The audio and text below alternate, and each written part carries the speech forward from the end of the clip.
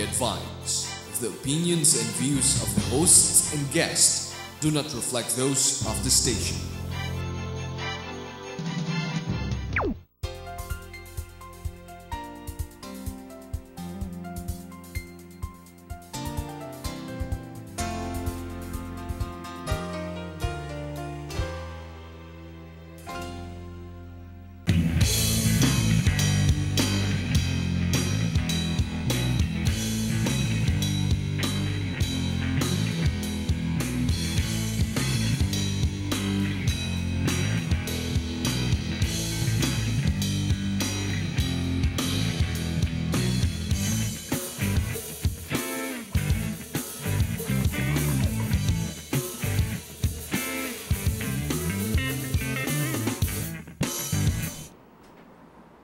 Good evening, everyone. Welcome back to another episode of StyleRPA, the newest place for real, personal, and all that style. I'm Amanda Elvina, and here with me are my co-hosts. I'm Ria, and I'm Nicole, and I'm Philip Abadisho.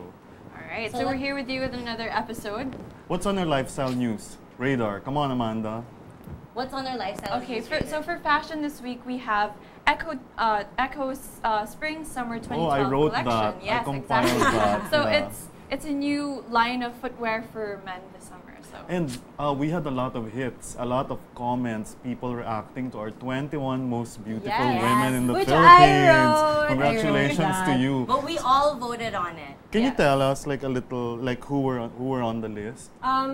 I'm not sure if I can name all 21 right now, but we have like really popular actresses like Ann Curtis, Rian Ramos, Solenn, Maricar Reyes, and non-celebrity people like non-celebrities like non-TV personalities, industries like Rocio Alves, and Alexandra Rocha, and Alexandra Escat, very beautiful also, actually. women. Yeah. And so there, I mean, these girls are actually very happy to be featured. And they're very beautiful and stylish. That's true. Stylish in many different ways, not just fashion-wise. And Amanda wrote this new restaurant called the Visayan Room. Tell us about it. It's a Filipino restaurant. It's right beside XO46 Bistro Filipino. So I think, Philip, you know, it's the same owners, right? It's the same owners as Bistro XO46. What kind of food do they have? It's Filipino food. It's the specialties from the Visayas region, and now you can find it in Makati.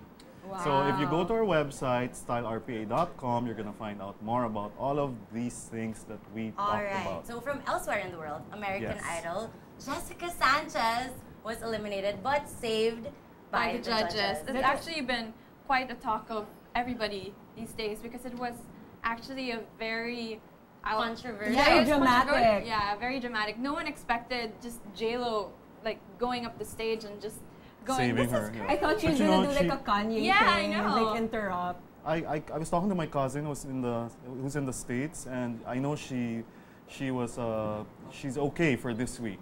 Yeah, she didn't do too well, but she's okay. So do you guys think she'll win eventually? Oh well, we are all crossing our toes. Yes.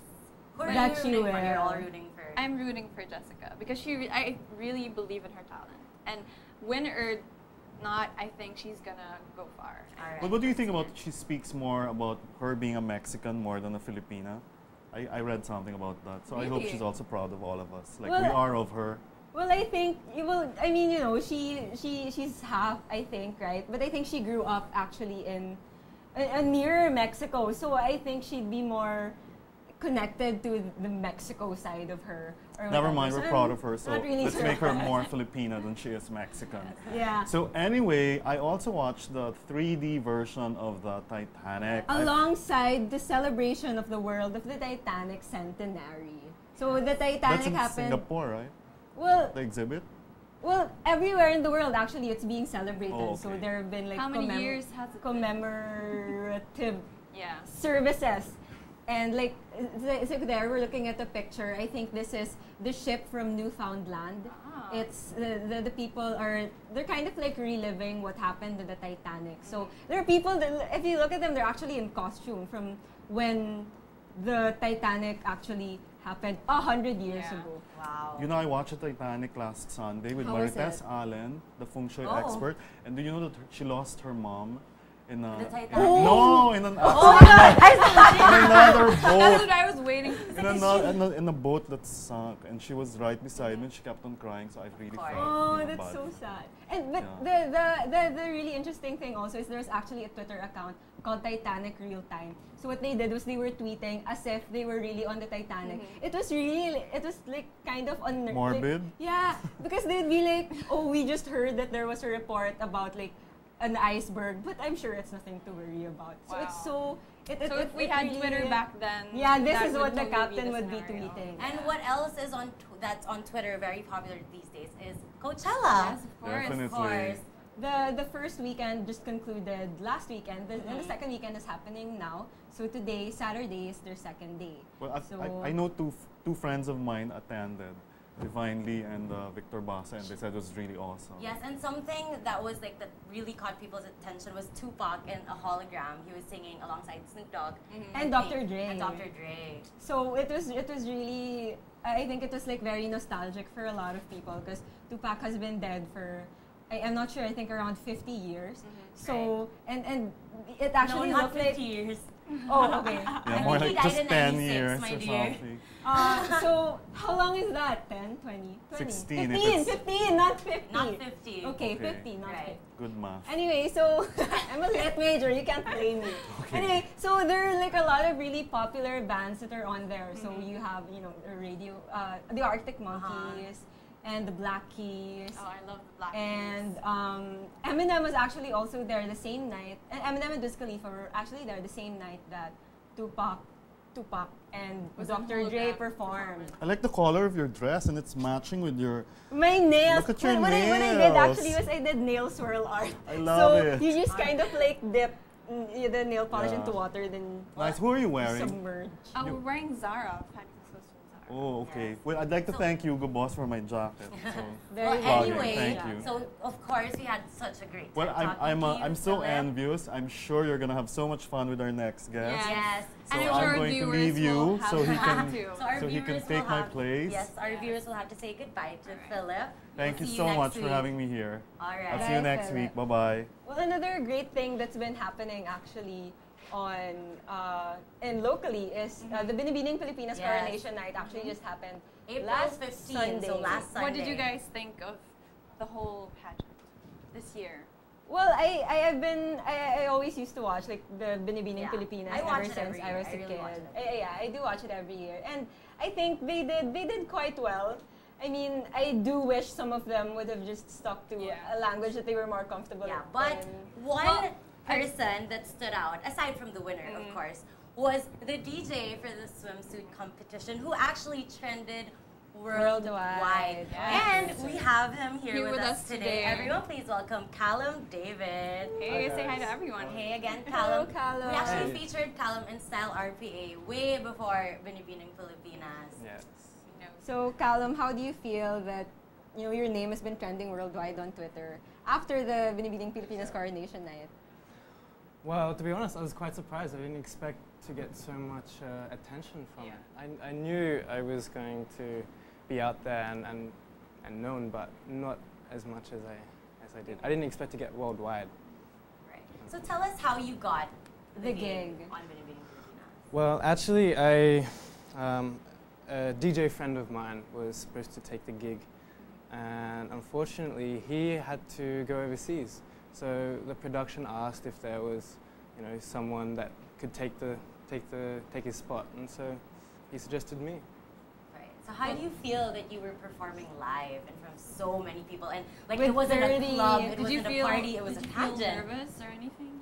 What kind of preparations do you have to do? Well, no, I wasn't so nervous. I just was quite in the moment. When I get behind the decks, I just sort of snap into an alter ego, if you It's like. like you're sort of in your So- element, right? Yeah. Well, actually, your DJ name is DJ Venomal, Yes. right? But you decided to didn't know use that. Callum David Yes. for Binibining Pilipinas. Yes. Well, Venomal I normally keep for the nightclubs. So. Right. Okay. So it's really interesting that you actually started your career off as a model. So how did you, and now you're DJing and not just DJing just anywhere. I mean, on Binibining Pilipinas. So Yeah. how did you make the transition from being a model to being a DJ? Well, I'm still a model, and I still work with that. But initially, I was modeling in Thailand, and we would go out there, and I was starting to hear the same music over and over and over again. So I decided that I would try to bring something new to the crowd, and so when I was in Thailand, I really pursued DJing. So that's when you started to think of getting into DJing? Yes, but before that, I had been DJing as a bedroom hobby for about 4 years. So, but it was that's only when you finally decided to have it for everyone else to see. Yeah, to take it professional. Yeah. So why DJ Vinimal? Well, DJ Vinimal is a combination of Volta and minimal. And What's Volta? well, Volta, it is one of my favorite songs. It's called Volta.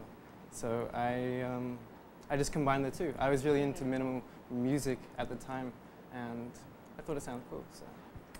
There you go. So how would you describe the music that you play? Well, I really try to play something different. Give the audience something, a new experience whenever they go out. So I try to avoid songs that are played all the time. So you don't play that much mainstream music in clubs? Top 40 stuff. Yeah, top 40 stuff. No, I try to play songs people will still recognize, but and not heard all the time. Yeah. Actually, like Nicole, Rhea, and I have all heard you play in clubs and stuff like that. Yes. But in Binibining Pilipinas, like how was it different? What did you have to keep in mind, especially for such a different audience? Well, I take into consideration the crowd that is watching Binibining Filipinas. It does have to be a bit more pop music for that crowd. So when I'm in a club, I'm playing for an older crowd, so they will appreciate different music. So whenever you're DJing, you should really adapt to the crowd and sort of focus on them and how they feel. And how do you feel DJing for 30 gorgeous women? They're all dancing in front of you. Yeah, he was having the time of his life. Yeah. Seemed Did you like see it, me blowing dancing? kisses and everything. Yeah, it was good fun. Well, the crowd really loved you, and even people who were just watching, who weren't actually there, obviously did. I heard though that when you DJ, usually in clubs, you actually wear these black plastic frame glasses. So can you tell us what's so special about these glasses? I do. Well, I got these glasses in South Korea actually, but they just sort of define my alter ego. So whenever I'm up there behind the booth, then it sort of separates me from my day life. So I take them off and I'm back to normal Callan. When I put them on, it's Vinimal. It's like Superman. Like Clark Kent. How Clark Kent, he just changes his hairstyle and he takes off his glasses. Or he puts his glasses on, then he's Superman. Yes, a lot of people say that I look like Superman when I have the glasses on. Oh. Well, that's why he was trending on Twitter. Besides, his DJing skills. I was on Twitter the whole time, and it was like, every other tweet is like about you, and I was like, damn. People were saying the winner is DJ Callan David. Yeah. So aside from being a model and a DJ, you've actually ventured into acting. Yes, I have. I recently have done a movie with Dante Garcia, and it's an indie film filmed in Palawan. And actually, it's funny how I got the spot for the movie.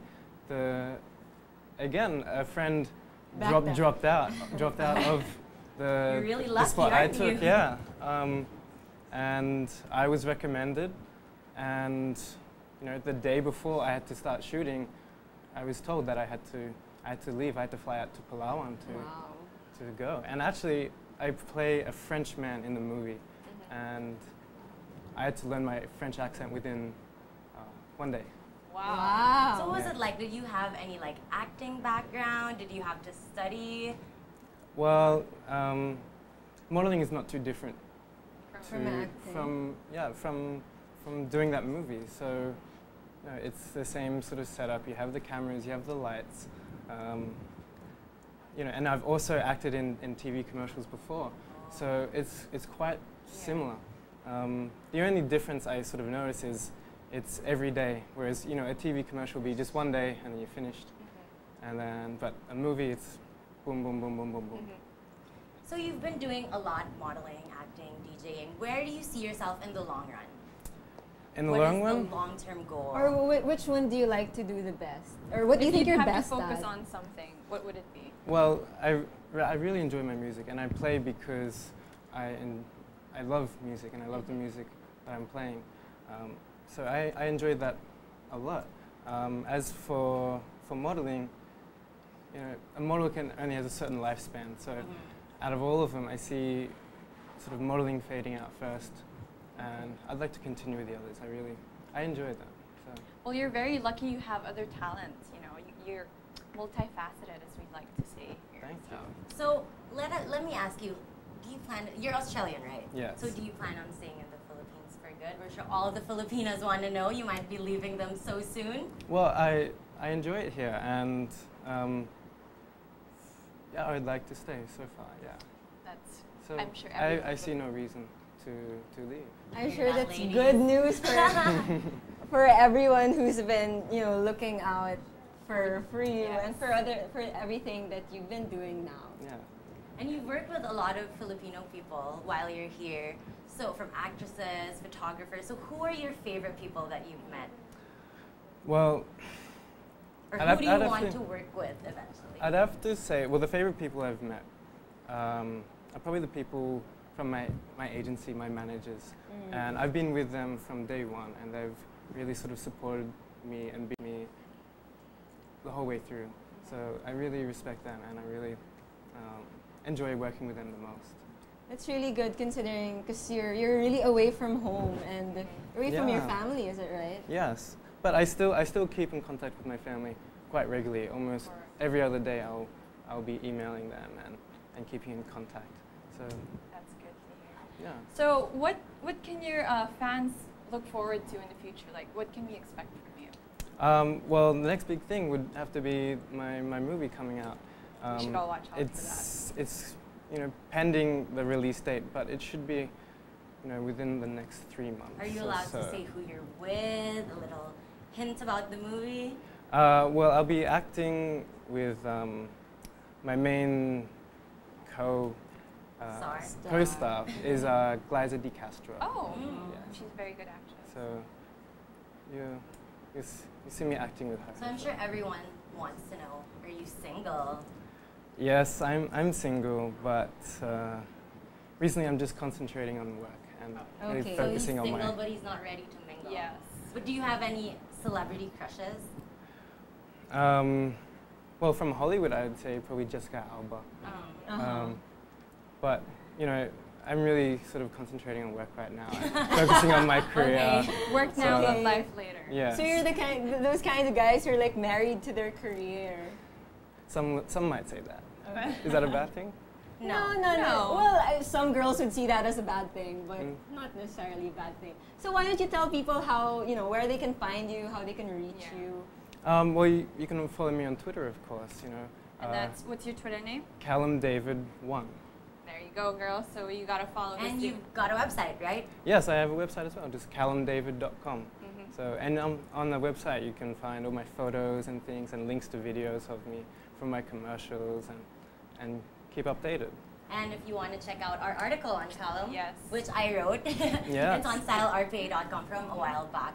So anyway, thank you so much, Callum. Thank you so much for having me. Thank you. It's a pleasure to have you on our Thank you, show. guys. So, And we're sure we're going to see you everywhere pretty soon. So up next, we've got Rocky Camus from Playwood Project 360 and 180 Cinema. So stay tuned to the only place for real, personal, and all that style.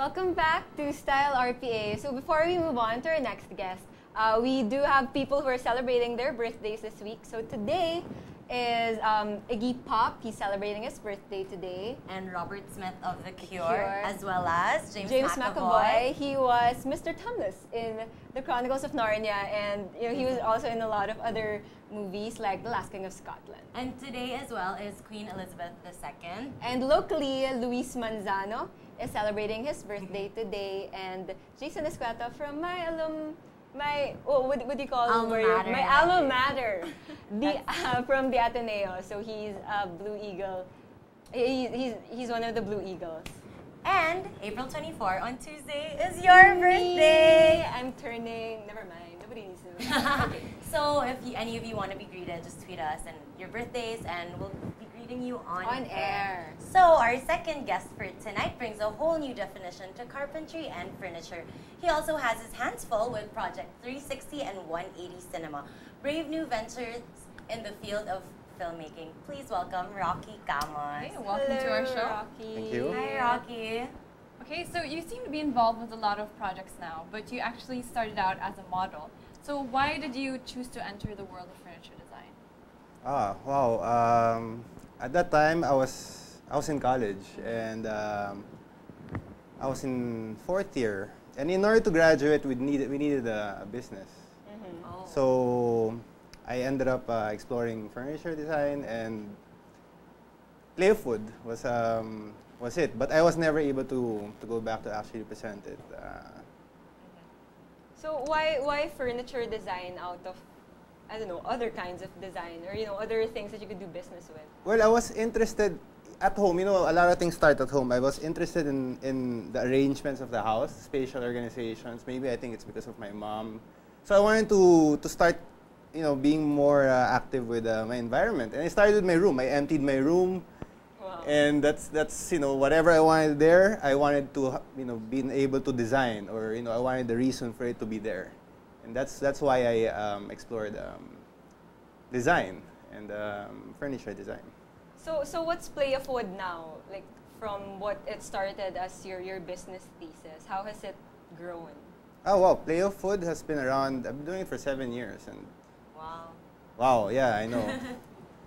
And since then, we've explored a lot of works, from functional and non-functional pieces, and I've met a lot of people. I've worked with a lot of artists, and I've learned a lot. And I felt like I've really grown, and it's been quite a journey. So what kind of pieces do you guys carry? Oh, there's various pieces. There are functional works, and then there are non-functional works. So did you actually study furniture design? No.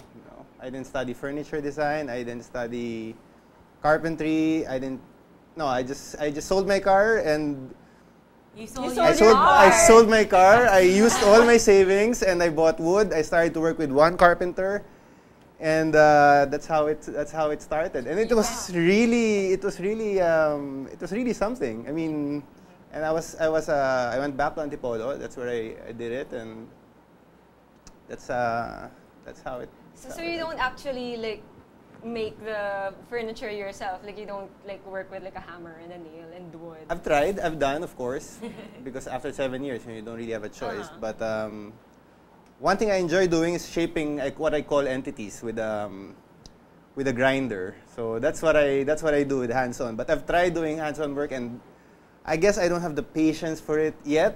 But I see myself doing it some more in the future, as maybe just an outlet. But I do enjoy doing some hands-on work, but very limited.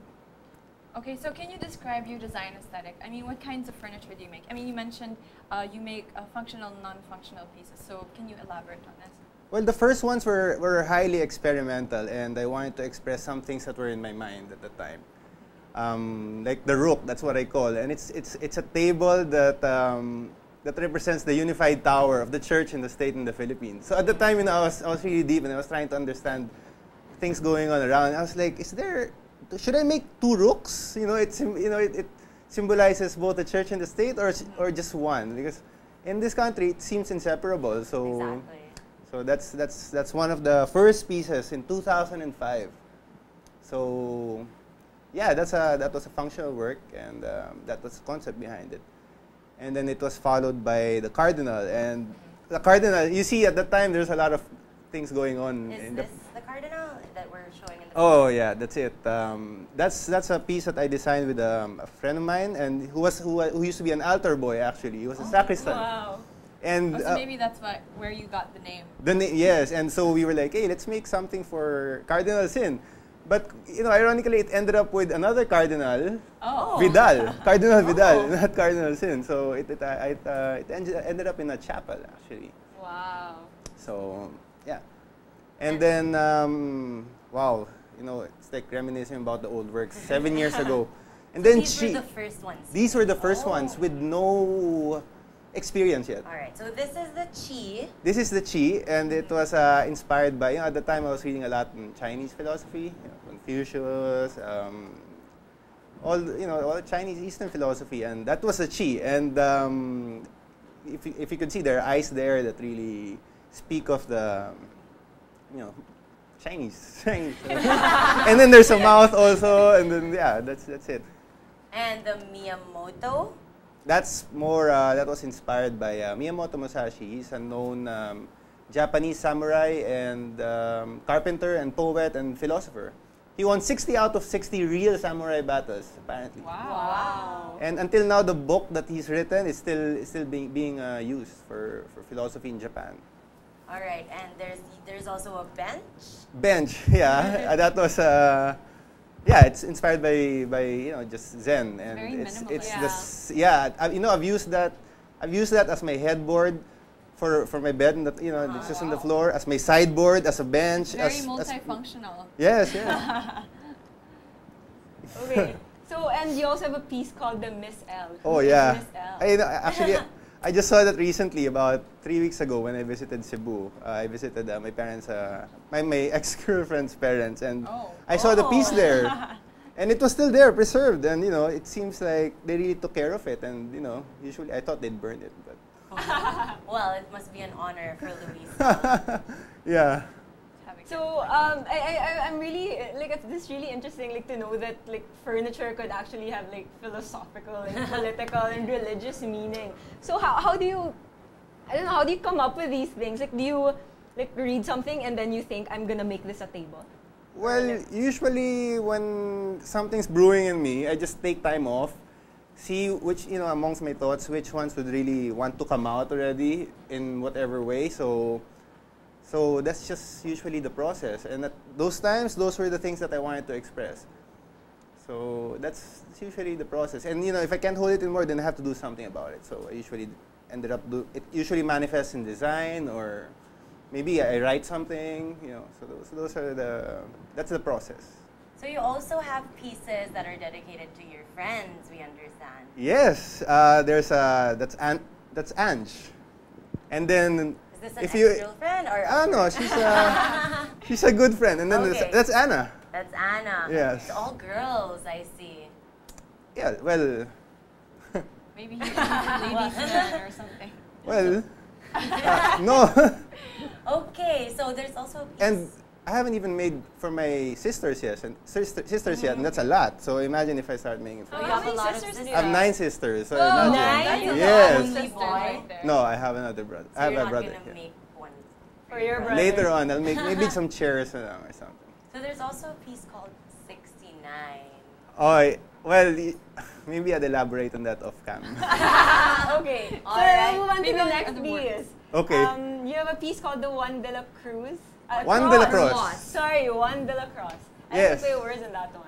Yes, that came out 2008. Actually, 2008. So what is it? It's just like a decor. Well, it represents the three intersecting lines represents our dimensions of existence, and then the sphere represents the absolute. So that's I'm like a philosophy teacher right now. Wow. Going back to my philo classes. But if you think about it, You'd be a very good philosophy teacher, I think. Yeah, but if you think about it, it's just a 3-dimensional cross. Usually crosses are hung on the wall. This one is 3-dimensional. So that's really cool. So what about the ad infinitum? The ad infinitum is inspired by stars, actually. And if you think about it, those are, you know, in a sphere, you can explore so many. In a sphere, if you put 3 intersecting lines, you can explore infinite possibilities. And ad infinitum is what's inside the sphere. It's all what I can explore inside the sphere. Okay, so other than Play of Wood, you're actually involved with a project called Project 360. So can you tell us a little bit more about that? Sure. Well, Project 360 was originally, the concept was a serial documentary. It's a series of documentaries amounting to 360 minutes. That's 6 hours of short films. And it was to encapsulate contrasting combinations that would act as a guiding knowledge and with the inspirational footage. You know, it would, the idea was to help people appreciate the beauty of our natural and cultural, natural resources and culture in the country. And a lot of people would appreciate this project, especially maybe the BPO industry, you know, the ones who are online all the time and the ones who share a lot of information. So that's Project 360. So I actually saw the first episode of the Tukey Chronicles. So can you tell us a little bit? This is about the situation in Oslo, right? In Cebu. Yes. Well, Project 360 is conservation-based. Okay. Usually, you know, while working Play of Wood, I met a lot of people who are into conservation, environment, and we're seeing clips of the video now. Oh wow! And the Tukey Chronicles is the genesis. It's the first of Project 360. So it sets a certain pace already. And just by watching it, you'd see how important, you see how important the project is and what the kind of impact it actually bring. So are you involved in making these films? Yes, I am. It's part of Project 360. So what do you do? I just give my input. I give my input really, Okay. and I'm trying to put the project together with different people, from filmmakers. I'm trying to get companies to align their CSR programs with in this project. And imagine, well, one of the goals we had was to try to formulate a plan that would try to capture 1% of the entire revenue of the BPO sector here, which is big. It's like $11 billion. Imagine if they just allocated 1% of that to CSR, you know, and it's not really that difficult because you've seen people like Bill Gates and, you know, Warren Buffett, you know, rich guys really pretty much giving up a lot of things for philanthropy, and it's an in thing. So maybe those, you know, they can act as examples or models for our the rich locals. And anybody can watch this online. Anybody can watch this online, of course, and we also plan events. I call it offline events. You know, we want to have events that would screen these. So you're also involved with 180 Micro Cinema Film Festival. So can you tell us a little bit about that? And I'm sure you have to invite them to an event. Yes, and we actually had Vinci, one of your colleagues. Oh, Vinci. Here with us already. Yes. So tell us, like, what do you do for 180 Micro Cinema? Well, initially I was communications director, and then I proposed the title creative communications director. So it gave me more freedom to, you know, and it's something we just invented. And then most recently, I think Vinci was suggesting that I change my title to business development because I'm sharing a lot of ideas for the growth of the business. So, and Diego has been, you know, Diego's been CEO. Vinci does the festival direction, and pretty much that's our organization.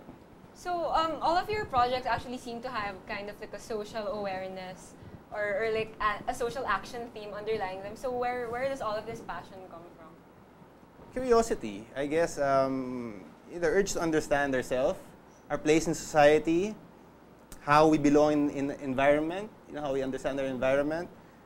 And these are just ideas and just things that were inspired by Eastern philosophy. Pretty much understanding where we belong in our place, from our society, the environment, to everything else. So, all right. So Rocky, promote, well, everything. You're doing a lot. So tell our audience where they can reach you, what's coming up next. Well, for Project 360, I set up a page 2 days ago, a Facebook page.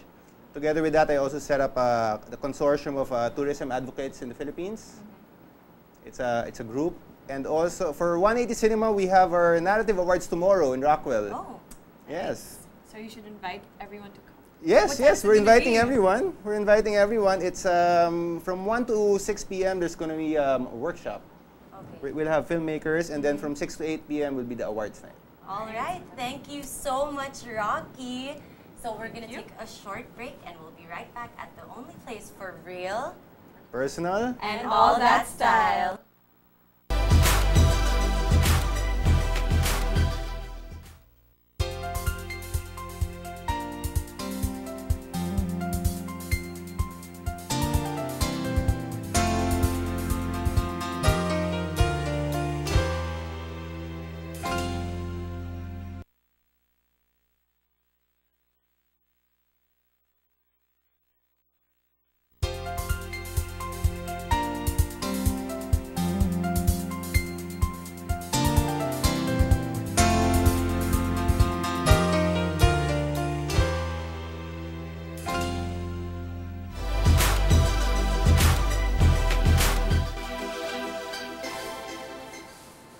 Hong Kong Roast is all about authentic Chinese casual dining in the middle of the hustle and bustle of Makati City.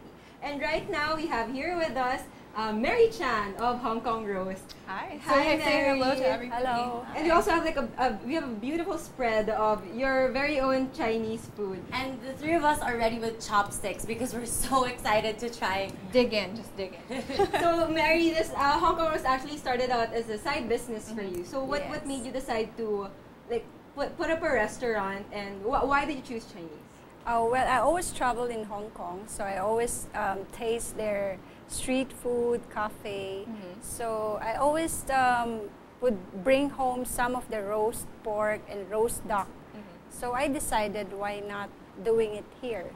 So this is more a casual Yes, dining version. yes, it's like a comfort food. Yes, Chinese comfort. Chinese comfort food. So what kind of people does the restaurant attract? From the working people to the family to the kids, because all of our food are for the whole family. I mean, who doesn't love Chinese food, Exactly. right? Yes. So what do you think makes customers love Hong Kong Roast and your food so much? Of course, our price is very, very reasonable. The food is good. We always cook it fresh, hot plate, and of course the food. Okay, so you actually have unique products like hot lemon ginger coke and a Chinese version of French toast, Which Which we we really loved. loved. we couldn't Yes. stop eating. So Yes. where do your recipes come from? I mean, do you Who come up comes with up? it? Yeah. It's my idea, and then we import some of the ingredients in Hong Kong Oh wow. to achieve the authentic taste of it. So you come up with the recipes yourself. Yes. So you cook. You really Yes. love to cook. Yes. Okay. So what are the Hong Kong Roast bestsellers? We actually have some of them in front Yes. of us. So can you tell us about what's here right now? This one is roast pork, okay. roast barbecue pork. Okay, you guys should try it out. Okay. Yeah.